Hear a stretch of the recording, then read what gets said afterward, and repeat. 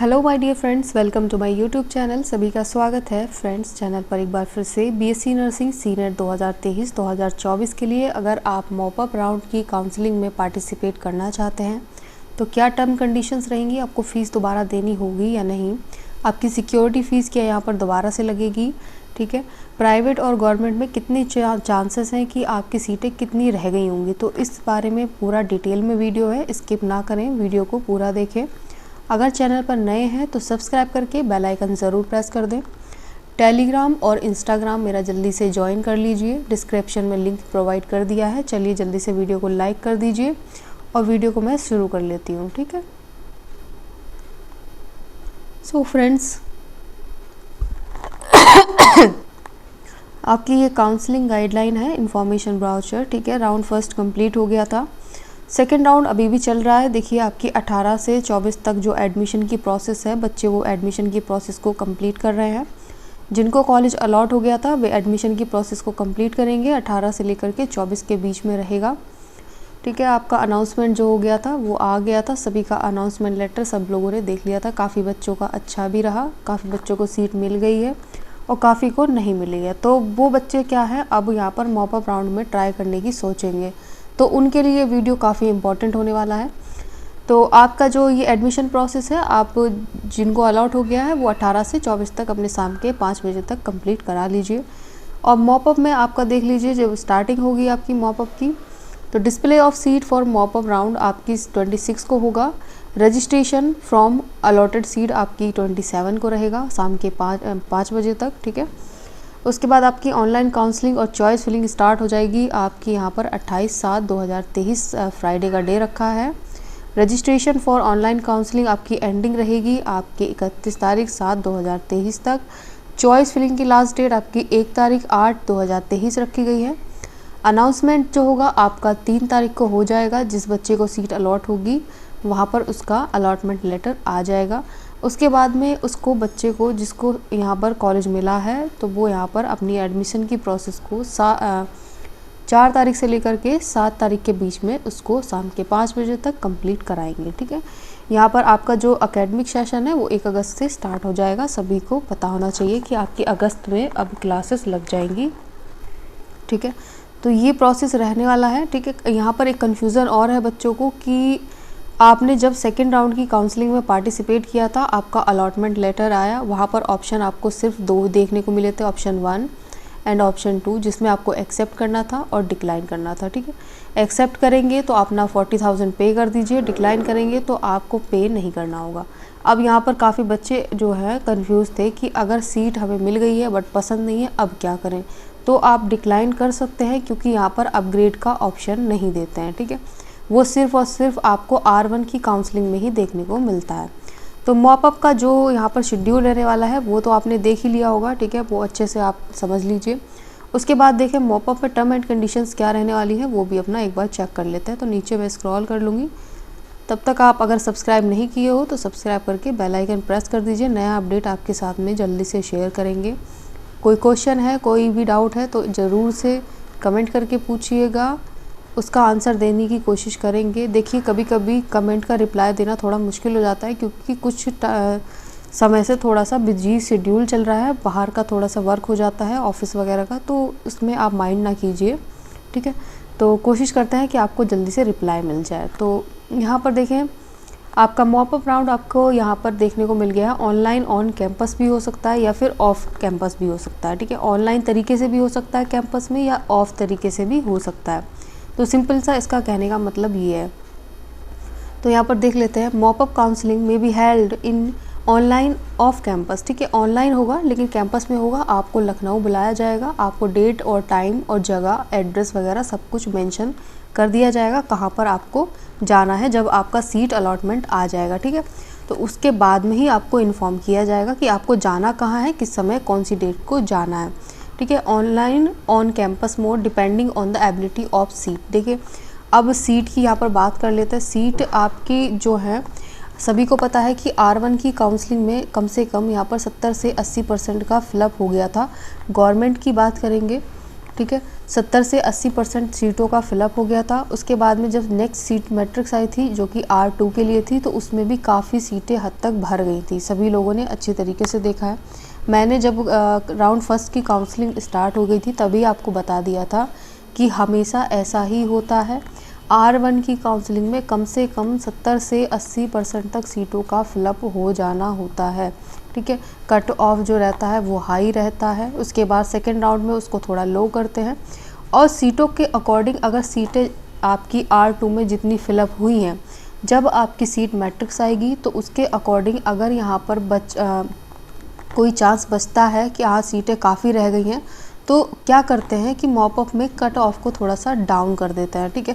क्योंकि ज़्यादातर सीटों का फिलअप होना ही वहाँ पर है, जितनी सीटें वैकेंट हैं उन सभी को फिलअप करना होता है। अब काफ़ी बच्चे ये भी क्वेश्चन करते हैं, मान लीजिए किसी के एक बच्चे का कमेंट आया था कि या मेरे मार्क्स 64 है या मान लीजिए 60+ है और आप नॉट क्वालिफाइड फॉर काउंसलिंग हो।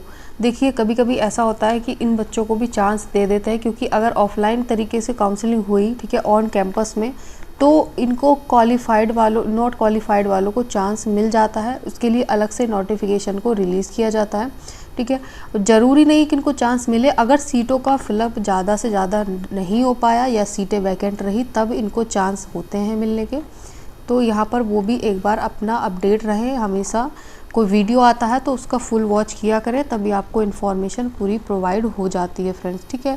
आधा वीडियो अधूरा देखने से आपको अधूरी इन्फॉर्मेशन मिलती है, तो आधा अधूरा वीडियो ना देखें, पूरा देखा करें। तो यहाँ पर और देख लेते हैं। इसके बाद में यहाँ पर देख लीजिए आप एबिलिटी ऑफ सीट, ठीक है, आपकी एबिलिटी पर डिपेंड करता है कि आपकी मॉप अप राउंड की काउंसलिंग कैसी होगी। तो अरे थोड़ा वेट कीजिए, ठीक है। तो यहाँ पर बात करेंगे अब एलिजिबिलिटी की, कौन कौन यहाँ पर पार्टिसिपेट कर पाएगा। तो all candidate who have not participate in previous round, ठीक है, ऑफ काउंसलिंग, यानी कि आपने R1 में भी ट्राई नहीं किया और R2 में भी। R1 मीन्स राउंड फर्स्ट की काउंसलिंग और राउंड 2 की काउंसलिंग में आपने दोनों में ही पार्टिसिपेट नहीं किया, तो वे बच्चे यहाँ पर पार्टिसिपेट कर सकते हैं। उसके बाद all candidate who have participate in round 1, 2 and have not allotted any college, जिन बच्चों ने राउंड फर्स्ट में भी किया और राउंड सेकंड में भी पार्टिसिपेट किया बट उन्हें कोई कॉलेज अलॉट नहीं हुआ, तो वो बच्चे भी यहाँ पर ट्राई कर पाएंगे मॉप अप राउंड के लिए। All candidate who have complete the admission process in round 1 and 2। अब देखिए यहाँ पर ये पॉइंट समझने वाला है, इसको ध्यान से समझिएगा। जो कैंडिडेट, ठीक है, जो सभी कैंडिडेट हैं जिन्होंने एडमिशन प्रोसेस को कंप्लीट किया है, जो कि राउंड फर्स्ट में जो सीट अलॉट हुई थी और राउंड सेकंड में अलॉट हुई थी, तो also participate in mop up. कैसे कर पाएंगे, देखिए समझिए इसको ध्यान से कि आप पार्टिसिपेट किस तरीके से कर पाएंगे। अगर आपने R1 में भी पार्टिसिपेट किया था और R2 में भी पार्टिसिपेट किया और आप दोनों को, ठीक है, आप जो R1 में कर रहे हैं, जो R2 में किया है, उनको सीट अलॉट हुई, उसके बाद उन्होंने उसको एक्सेप्ट भी किया, एक्सेप्ट करने के बाद एडमिशन भी ले लिया, ठीक है, एडमिशन लिया, अब मॉप अप राउंड की काउंसलिंग में वो पार्टिसिपेट करेंगे। बट यहाँ पर एक टर्म कंडीशन है कि आपको रिज़ाइन देना होगा अपनी पुरानी सीट पर, ठीक है। मींस कहने का मतलब ये है, अगर आपने R1 और R2 की काउंसलिंग में पार्टिसिपेट किया, आपको सीट अलॉट हुई, एक्सेप्ट कर ली, उसके बाद आपने एडमिशन की प्रोसेस को कंप्लीट किया और अब आप मॉप अप में ट्राई करना चाहते हैं, तो यहाँ पर आप मॉप अप में तभी ट्राई करोगे जब आप R2 की काउंसलिंग और R1 की काउंसलिंग में पार्टिसिपेट की हुई सीट आपको मिली थी उसको आप रद्द कर पाओगे, तभी आप यहाँ पर पार्टिसिपेट कर सकते हो मॉप अप राउंड में, ठीक है। समझ में आया? अगर नहीं आया तो फिर से दोबारा आप रिपीट करके देखना वीडियो, ठीक है। सिंपल सा कहने का मतलब है कि आपको सीट अलॉट हो गई, राउंड फर्स्ट हो चाहे राउंड सेकेंड हो, ठीक है, सीट अलॉट हुई, एक्सेप्ट कर लिया, एडमिशन हुआ, उसके बाद में आप मॉप अप में चाहते हो कि आपको चांस मिले या फिर आप ट्राई करना चाहते हो एक बार अपनी स्वेच्छा के अनुसार, तो आपको रिज़ाइन देना पड़ता है आपकी जो सीट अलॉट हुई थी R1 और R2 में, जिसमें आप एडमिशन ले चुके हैं, ठीक है। तो ये टर्म एंड कंडीशन है। तो इसको अच्छे से समझिएगा और गलती नहीं करनी है। अगर समझ में नहीं आता है तो कमेंट कीजिएगा, नेक्स्ट वीडियो मैं कमेंट पर लेकर के आऊँगी, ठीक है। सभी बच्चों का रिप्लाई देने की कोशिश करेंगे। अभी रिप्लाई थोड़ा सा नहीं दे पा रहे हैं क्योंकि थोड़ा सा बिज़ी शेड्यूल चल रहा है, ठीक है। यहाँ पर थोड़ा सा मैं बिज़ी हूँ, तो आपके लिए स्पेशली टाइम निकाल करके हम ज़रूर से आपकी प्रॉब्लम को सॉल्व करने की कोशिश करेंगे। तो आप ये चीज़ समझ लीजिए कि आप अगर राउंड 2 और राउंड सेकंड में और 1 में किया था, एडमिशन लिया, तो रिज़ाइन करना होगा, तभी उसके बाद आप यहाँ पर पार्टिसिपेट कर पाओगे मॉपअप के लिए। अगर आपको यहाँ पर कॉलेज अच्छा अलॉट हो गया तो मेरे हिसाब से तो आपको मॉपअप में ट्राई करना ही नहीं चाहिए, क्योंकि यहाँ पर देखिए सीटों का फिलअप बहुत ज़्यादा हो चुका है। प्राइवेट की सीटें काफ़ी रह जाएंगी, ठीक है। और यहाँ पर गवर्नमेंट की सीटें तो आप देख ही चुके हो। प्रीवियस जो अभी रिलीज़ हुई थी सीट मैट्रिक्स, जो कि राउंड 2 वाली थी, ठीक है, जो राउंड 2 में पार्टिसिपेट कर रहे थे उनके लिए सीट मैट्रिक्स आई थी, तो उसमें काफ़ी सीटें हद तक भर गई थी। तो यहाँ पर चांसेस हैं कि आप ना करें तो अच्छा है। अगर मिल गया है एडमिशन तो उसी में आप खुश रहें, वही आप रखिए, ठीक है। क्योंकि यहाँ पर कोई चांस आपको नहीं मिलेगा, आप बेफालतू के रिज़ाइन भी कर दोगे, उसके बाद में भी यहाँ पर आपको सिर्फ़ और सिर्फ प्रॉब्लम का सामना करना पड़ सकता है, ठीक है। तो समझ में आया होगा आपको अच्छी तरीके से। उसके बाद देखते हैं, they will not have any claim on the previous allot seat, ठीक है। उनके पास में अब कोई भी यहाँ पर प्रमाण या क्लेम नहीं रहेगा। एंड यहाँ पर allotted seat and security fees will be forward. एक मिनट, मेरा गला थोड़ा सा ठीक नहीं है। यहाँ पर आपकी क्या होगी, जब्त कर ली जाएगी, ठीक है। यहाँ पर लिखा है साफ साफ कि आपको जो सीट अलॉट हुई थी उसके बाद में आपने वो छोड़ दी और उसके बाद आपने सिक्योरिटी फ़ीस जमा की थी, वो फॉरफेड हो जाएगी, यानी कि आपकी वो जमा हो जाएगी, मतलब आप उसे नहीं, उसके ऊपर आपका अधिकार रहेगा, वो आपसे जब्त कर ली जाएगी, ठीक है। तो उसके बाद ये टर्म कंडीशन है, फ़िलहाल में आपको ये कराना ही नहीं है। जो बच्चे एडमिशन ले चुके हैं तो वो उसी को रखिएगा, ठीक है। उसके बाद में यहाँ पर देख ले, following condition will not be eligible to participate in mop up round of counselling, ठीक है। यहाँ पर कुछ कंडीशन हैं जो नॉट एलिजिबल होंगे। कौन कौन है वे जो यहाँ पर नॉट एलिजिबल हैं, जो पार्टिसिपेट नहीं कर सकते? All candidate who have participate and allotted seat in round 1 and 2 have not registered, ठीक है। अब यहाँ पर देख लीजिए, आपको राउंड फर्स्ट और राउंड सेकंड में आपको सीट अलॉट हुई, बट आपने कोई रजिस्ट्री नहीं कराई, कोई यहाँ पर एक्शन नहीं लिया, ना आपने ऑप्शन 1 चूज़ किया, ना ही ऑप्शन आपने 2 या फिर 3 कोई भी चूज़ नहीं किया है, तो वो यहाँ पर पार्टिसिपेट नहीं कर पाएंगे, ठीक है। तो नेक्स्ट देखते हैं, फॉर ऑनलाइन ऑफ कैंपस। यहाँ पर ऑनलाइन ऑफ कैंपस मोड से अगर होती है तो किस तरीके से होगी वो भी आप समझ लीजिए। ये आपको कैंपस में जाके सिर्फ और सिर्फ ऑनलाइन तरीके से कराना होता है, प्रोसेस सब कुछ सेम ही रहता है, ठीक है। Online registration for counselling will be done by the candidate through the official website, ठीक है। आपका जैसा चल रहा है उसी वेबसाइट के थ्रू आपका यहाँ पर ऑनलाइन रजिस्ट्रेशन होगा। उसके बाद आपका आईडी पासवर्ड जो है उससे आप लॉगिन कर पाएंगे। कैंडिडेट को यहाँ पर फ़ी पे करना होगा 500 रुपये, जो कि आपका रिफंडेबल है, ठीक है, नॉन रिफंडेबल है। याद रखिए, फ़ी जो लगेगी आपकी काउंसलिंग वाली वो आपको 500 रुपये देने होंगे और सभी को देने होंगे, ठीक है। ऑल द कैंडिडेट, ठीक, यहाँ पे साफ लिखा हुआ है, all the candidate participate will have deposit 500 रुपये, ठीक है। और ये रिफंडेबल नहीं है, वापस नहीं होंगे। उसके बाद में ये देख लीजिए नेक्स्ट स्टेप क्या है, following step to be complete the candidate who have not participate in round 1 and round 2 of counselling. ये कुछ स्टेप्स हैं जो आपको बताए गए हैं, जो कि पार्टिसिपेट नहीं किए थे तो वो यहाँ पर कंप्लीट करेंगे। रजिस्ट्रेशन के दौरान आप क्या करना होगा, अपनी जो भी इंफॉर्मेशन है उसको अच्छी तरीके से आप फिलअप करेंगे। अगर वहाँ पर कुछ ऑटोमेटिक फिलअप है तो उसको आप अगर प्री फिल है तो उसको आप करेक्ट कर सकते हैं, ठीक है। जैसे डेट ऑफ बर्थ वगैरह वहाँ पर अगर गलत है तो उसको करेक्ट कर लीजिएगा, एज ए एग्ज़ाम्पल मैंने बताया है। और बाकी इन्फॉर्मेशन आप अच्छी तरीके से भरिएगा, ठीक है। सारी चीज़ों को अच्छी तरीके से देखना है, सही तरीके से भरना है, तभी उसके बाद आप चॉइस अपनी भरने के बाद में उसको सेव कीजिए। सेव किए बिना लॉग आउट ना करें, ठीक है, काफ़ी प्रॉब्लम हो सकती है। क्योंकि यहाँ पर देखिए एक बच्चे का कमेंट भी आया था कि गवर्नमेंट सीटें भरी थी बट प्राइवेट हो गई। वैसे एक हद तक देखा जाए तो आपको ठीक है। आपने जब भी सीट भरी होंगी तो वहाँ पर आपको एक प्रिंट आउट मिलता है, ठीक है। वहाँ पर आपके कॉलेजेस का नेम होता है जो आपने कॉलेजेस भरे हैं, ठीक है। तो ज़्यादातर ऐसा देखने को मिलता नहीं है, बट अपनी तरफ से कोई भी लूज़ पॉइंट ना छोड़ें। चॉइस फिल करने के बाद में उसको सेव ज़रूर कर दें, ठीक है। ये बहुत इम्पॉर्टेंट होता है। उसके बाद में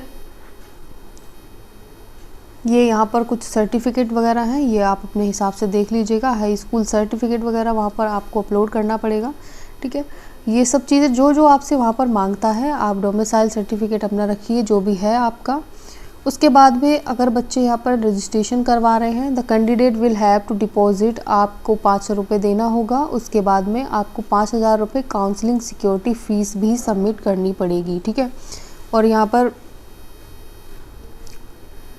फ़ीस सबमिट करने के बाद एक चीज़ और याद रखिए कि उसका प्रिंट आउट भी आप निकलवा लें। रिसिप्ट वगैरह आपके पास सब होना चाहिए। रिसिप्ट बहुत इम्पॉर्टेंट है, ठीक है। रिसिप्ट ज़रूरी है। तो यहाँ पर आप देख सकते हो कि आपको 500 और प्लस आपको 5000 रुपये एक ही अमाउंट में सिंगल पेमेंट करना होता है, जो कि आपको यहाँ पर ऑनलाइन मोड से कर सकते हो। उसके बाद आप यहाँ पर following step to complete candidate who participate round of 2, ठीक है। तो यहाँ पर candidate who have participate in round 1 and round 2, ठीक है, required to deposit security fee of 5000 except, ठीक है। तो उनको यहाँ पर सिक्योरिटी फ़ीस सबमिट नहीं करना है, ठीक है। ये बात याद रखिएगा। ये सिर्फ सिक्योरिटी फ़ी वो सबमिट करेंगे जो न्यूली रजिस्ट्रेशन करवा रहे हैं। जो सिक्योरिटी फ़ीस सबमिट कर चुके हैं उनको दोबारा से सबमिट नहीं करना है, ठीक है। Candidate who have registered round 1 round 2 counselling and not be allotted any seat, ठीक है। तो यहाँ पर उसको सबमिट नहीं करना होगा जो आप करा चुके हो। तो यहाँ पर साफ साफ लिखा है चॉइस फिल करें, उसको सेव करने के बाद ही लॉग आउट करें। मैं बता चुकी हूँ, अच्छी तरीके से ध्यान रखिए। उसके बाद में यहाँ पर आप जब भी अलॉटमेंट लेटर आएगा उसके बाद आपको ये ऑप्शंस देखने को मिल जाएंगे, जिसमें आपने एक्सेप्ट करना होगा और डिक्लाइन करना होगा। अगर आपको सीट चाहिए तो आप एक्सेप्ट कीजिए, उसके बाद अगर नहीं चाहिए तो आप डिक्लाइन कर सकते हो। अपग्रेड यहाँ पर नहीं करा पाएंगे तो सोच समझ करके काउंसलिंग करवाइएगा।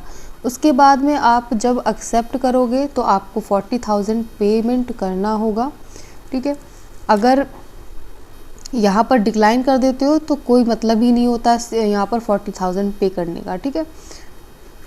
उसके बाद यहाँ पर देखिए कुछ बच्चे जो हैं यहाँ पर डिपॉजिट कर चुके हैं। यहाँ पर साफ लिखा है candidate who have already deposit, आपके 40,000 राउंड 1 में और राउंड 2 में कर चुके हैं, तो उनको डिपॉजिट कराने की कोई यहाँ पर आवश्यकता नहीं है। ये सिर्फ वो ही डिपॉजिट कराएंगे जो यहाँ पर मॉपअप में ही ट्राई कर रहे हैं और उन्होंने 40,000 पे नहीं किया है, तो सिर्फ और सिर्फ उन्हीं के लिए यहाँ पर टर्म एंड कंडीशंस रहेगी। आफ्टर ये प्रोसेस के बाद में आपको 2000 पे जब आप कॉलेज में एडमिशन लेने जाओगे, एडमिशन के टाइम पे आपको ये पेमेंट सबमिट करना होता है। आपके वेरिफिकेशन के तौर पर ओरिजिनल सर्टिफिकेट होना चाहिए, ठीक है। ओरिजिनल सर्टिफिकेट अगर नहीं पाए जाते हैं तो आपको प्रॉब्लम हो सकती है, ठीक है। एडमिशन में प्रॉब्लम आ सकती है, वेरिफिकेशन नहीं हो पाएगा सही से तो आप एलिजिबल नहीं हो पाओगे सीट के लिए, वहाँ पर आपको प्रॉब्लम का सामना देखने को मिल सकता है। उसके बाद यहाँ पर और भी चीज़ें हैं, वो अपने हिसाब से आप समझिएगा। ये आप डॉक्यूमेंट्स हैं, डॉक्यूमेंट्स देख लीजिएगा, ठीक है। क्या क्या डॉक्यूमेंट्स लगेंगे मॉपअप राउंड की काउंसलिंग के बाद जब सीट अलॉट हो जाएगी। आपको रिसिप्ट वगैरह सबकी रखनी है अच्छी तरीके से। तो ये तो रहा आपका कि ऑनलाइन प्रोसेस कैसे होगी कैंपस मोड में, ठीक है। तो ये एक चीज़ और यहाँ पर देख लीजिए, guideline for online on campus mode counselling भी अपडेट लेटर, ठीक है। अगर कोई इन्फॉर्मेशन आती है, कोई भी गाइडलाइन आएगी यहाँ पर, तो वो आपको यहाँ पर ऑफिशियल वेबसाइट पे देखने को मिलेगी। यहाँ पर साफ लिखा है कि अपडेट करेंगे उसको, और कोई टर्म कंडीशन होगी तो उसकी भी ज़रूरत पड़ेगी तो वो भी आपको यहाँ पर देखने को मिल सकती है। तो इतनी ही जानकारी थी।